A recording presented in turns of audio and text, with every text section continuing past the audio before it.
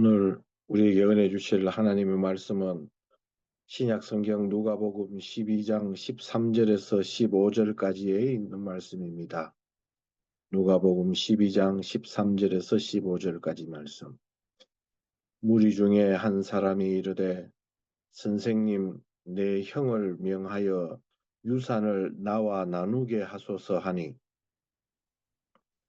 이르시되 이 사람아 누가 나를 너희의 재판장이나 물건 나누는 자로 세웠느냐 하시고 그들에게 이르시되 삼가 모든 탐심을 물리치라.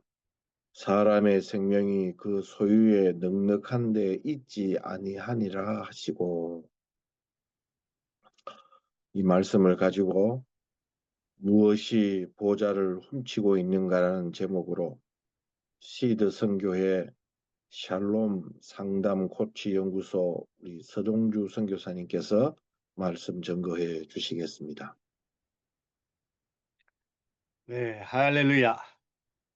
사랑하는 우리 동역자 여러분, 밤새 안녕하셨습니까? 어제는 제가 잠시 안녕하지를 못해서 미안한 마음에 안부를 묻습니다. 선교지에 계시든 국내에 계시든 모두 힘든 세상을 감당해 나가시느라 정말 수고가 많으십니다. 저도 지난 주일에 부산 세계로 교회에서 함께 예배를 드렸는데 참 우리가 기막힌 시대를 살고 있다는 것이 피부에 와닿았습니다. 예상은 했지만 이 정부가 주님이 피 흘려 세우신 교회, 영광스러운 교회를 향해서 총칼을 겨누는 그런 세상이 되고 말았습니다. 불신자들은 이런 현실 속에서 힘들어하는 교회를 향해서 기름을 붓는 악성 댓글을 달기도 합니다. 뭐 목회자가 저 모양이니 교회가 그 꼴이지. 그래서 이 성도들의 그 깊은 한숨 소리와 걱정이 들리는 어렵고 고통스러운 2025년을 우리가 통과하고 있습니다. 오늘 저는 누가복음 12장의 말씀을 읽으면서 저에게 가슴이 뜨끔했던 그런 불편한 진실을 좀 나누고 싶습니다. 요즘 세상 사람들, 아니 성도들도 이 교회를 향해서, 특히 목회자들을 향해서 종종 들려오는 이야기들이 있습니다. 특히 이제 연세가 많은 분들, 목회를 잘하시고 마치고 이제 좀 쉬셔야 하는 그런 목사님들, 또 은퇴한 우리 선교사님들을 향해서 종종 이런 말들이 나옵니다. 목사님, 선교사님들 왜 그렇게 욕심이 많으세요? 저도 그런 이야기를 들을 때마다 참 불편하고 괴롭습니다. 평생을 주를 위해서 헌신한다고 우리가 목숨 걸고 살아왔는데 어느 순간 이 세상 사람들이 또 우리 교회 안에서도 우리를 하나님보다 돈을 더 사랑하는 사람들로 인식을 할 때 가슴이 아픈 것입니다. 물론 언론이 의도적으로 이 소수의 삐뚤어진 몇몇 사람들을 도마 위에 올려놓고 난도질을 했기 때문에 모두가 그런 사람들이 목회를 하고 선교하는 줄 오해하는 경우가 다반사입니다. 하지만 이런 이야기가 그냥 나오는 건 아닙니다. 왜 나오게 되었을까요? 제가 직접 경험한 것들만 해도 참 낯이 뜨거운 그런 사건들이 있습니다. 우리 목회자들 모임에 가면은 자기 교회 건물 자랑, 뭐 자녀들 뭐 유학했던 자랑, 그리고 무엇보다도 은퇴 후에 노후를 어떻게 준비했냐, 그 얘기가 빠지지 않는다는 겁니다. 뭐 목회자니까 우리도 사람이죠. 그러니까 그럴 수 있습니다. 문제는 도를 넘어도 너무 넘친다 하는 이야기입니다. 심지어 해외 선교지에서도 하나님이 맡기셨던 그 재물을 가지고 선교를 위해서 열심히 사용을 잘 했습니다. 그런데 마지막 그 이양하는 순간에 그 이름들을 개인의 이름으로 둔갑시키는 사건들이 생겨서 성교지 이양한다든지 이 정리를 해야 되는데 정리가 되지 않아서 재판까지 이어지는 그런 기막힌 사건들도 있습니다.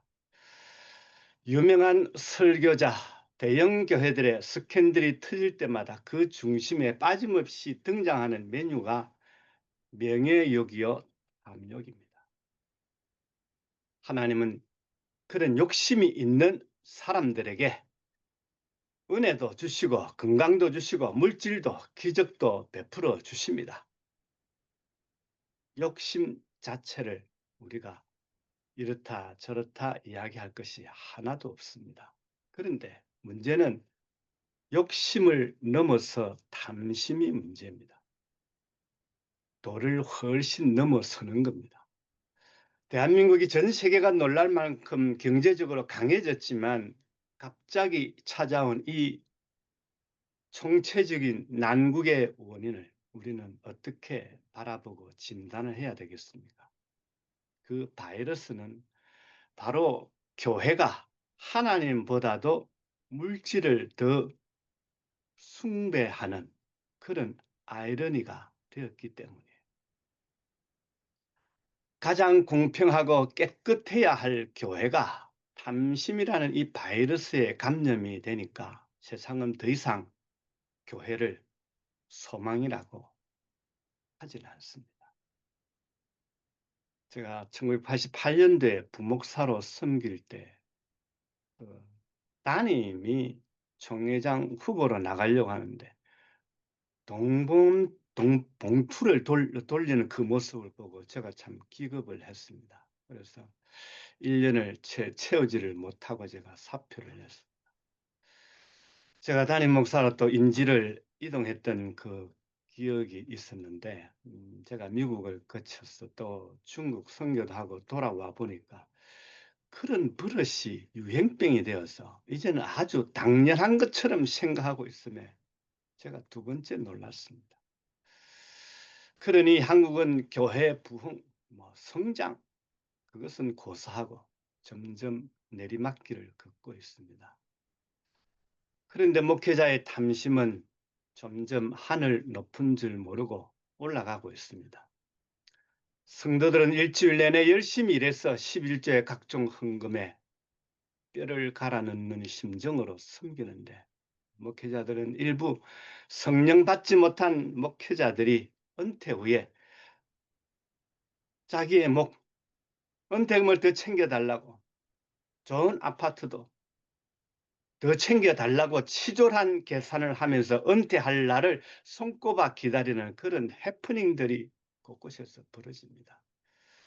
저는 이런 현상이 그저 일부 우리 목회자에게만 해당되는 줄 알았습니다. 그런데 노회 전체가 그런 사건이 생겨서 재판부로 올라오면은 다 목사 편을 들고서 그렇게 흐지부지 끝나버린다는 것입니다. 이런 사건이 한 교회로 끝나지 않았다. 심각한 이야기입니다. 독버섯처럼 번져서 비슷한 가슴앓이 하는 교회들이 우리가 생각하는 것보다 많습니다. 보수 신앙을 가진 교단이 이 정도면 더 알려고 할 필요가 없습니다. 그래서 세상이 교회를 걱정하고 세상이 교회를 재판하는 이 기막힌 현실을 우리가 겪고 있는 것입니다.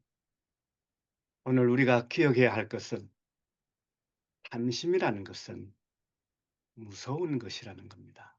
하나님이 앉으실 자리를 훔치는 거라는 것. 오늘 우리가 읽었던 그 말씀과 보면 12장 15절에서 예수님이 직접 이렇게 말씀하십니다. 삼가 모든 탐심을 물리치라. 오늘 이 말씀 가운데 조금 탐심을 부려도 괜찮다가 아닙니다. 모든 탐심입니다. 왜냐하면 탐심은 단순한 욕심이 아니라 하나님이 앉으실 자리를 훔치는 것이기 때문입니다. 예수님은 곧바로 이어서 이렇게 말씀하십니다. 사람의 생명이 그 소유에 넉넉한 데 있지 아니하니라. 솔직히 말하면 뭐 우리도 때로는 지금은 고생하지만 나중에 좀 편안한 노후를 보내야 되지 않겠나. 그런 마음이 좀 있지 않습니까? 그래도 평생 고생해온 우리 아내 그리고 자녀들도 좀 뭔가 나누어서 먹고 살 건 있어야지. 그런 마음이 들 때가 있습니다. 그래서 성교비가 들어올 때, 헌금이 들어올 때 나도 모르게 이 정도는 내게 필요해. 그렇게 생각하며 챙긴 적이 있지 않습니까? 우리 모두는 평생 주님을 위해서 헌신했습니다. 그렇게 우리가 말하고 지금까지 달려왔습니다. 그런데 만약 우리의 헌신이 내 안락한 노후를 위한 헌신으로 변질이 되었다면, 그 도를 넘어버렸다면 오늘 예수님은 우리에게 이렇게 말씀하실 것입니다. 이 어리석은 자여, 오늘 밤에 내 영혼을 도로 찾으리니 그러면 내 준비한 것이 누구의 것이 되겠느냐. 어쩌면 우리 모두 누가복음 12장에 나오는 어리석은 부자와 똑같아질 수 있다는 겁니다. 그는 재물이 넘쳐나자 창고를 더 크게 짓고 내 영혼아 여러 해 쓸 물건을 많이 쌓아두었으니 평안히 쉬고 먹고 마시고 즐거워하자. 근데 하나님은 그를 어리석은 자라 부르십니다. 왜 그렇습니까? 소유가 그의 생명이 되는 줄 아는 착각에 빠졌기 때문입니다. 처음부터 그런 게 아닙니다. 어느 날 소유가 생명인 것처럼 착각했다는 것입니다. 그 순간 그의 마음속에서 하나님은 창고 저 뒤편으로 물려나고 그 자리에 소유가 왕으로 군림을 하게 됩니다. 그렇다면 어떻게 해야 되겠습니까? 탐심의 자리를 비워내고 하나님으로 채워야 합니다. 단순히 탐심을 부리지 마라는 경고만으로는 부족합니다. 탐심이 있었던 그 자리에 다른 것으로 채워야 합니다. 무엇으로 채워야 되겠습니까? 소유의 그 탐심을 청지기 의식이라는 것으로 자리 바꿈을 해야 합니다. 우리는 이 세상에 그 어떤 것도 내 것이라 주장할 수가 없습니다. 그 물도 교회 통장에 들어있는 돈도 내 이름으로 된 그 집도 그 모든 것은 잠시 내게 맡겨진 하나님의 것입니다. 우리는 주인이 아니라 관리인 뿐입니다. 내가 소유하기 위해 모으는 것이 아니라 하나님의 나라를 위해서 사용하기 위해 잠시 관리하는 것입니다. 한 걸음 더 나아가서 우리 노후의 탐심을 영원의 소망으로 자리 바꿈해 우리가 정말 준비해야 할 노후는 이 땅에서의 안락한 삶이 아닙니다.